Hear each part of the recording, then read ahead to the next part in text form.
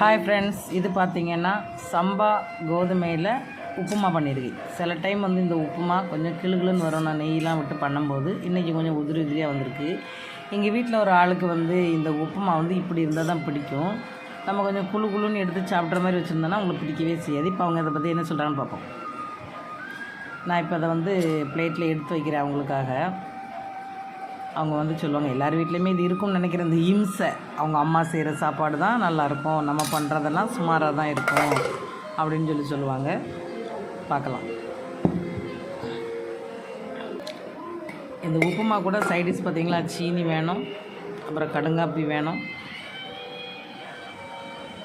இதெல்லாம் இருந்தால் தான் இது தொண்டையில் இறங்கும். முதல்ல இருக்குன்னா எப்படி உங்கள் அம்மா கிட்ட மாதிரி உதிரி உதிரியாக இருக்கா? சரி, ஆமாம். இல்லை, எல்லாருக்கும் அவங்கவுங்க அம்மா செய்த மாதிரியே வேணும்னா அப்போ உங்கள் அப்பா என்ன சொல்லியிருப்பாரு? உங்கள் அப்பா என்ன சொல்லியிருப்பாரு? உங்கள் அம்மா சாப்பாடு நல்லா இருக்குன்னு உங்கள் அப்பா என்ன சொல்லியிருப்பாரு? சொல்லுங்கள். உங்களை மாதிரி தானே சொல்லியிருப்பா. அப்போ எங்கள் அம்மா சாப்பாடு தான் நல்லாயிருக்கும் அப்படின்னு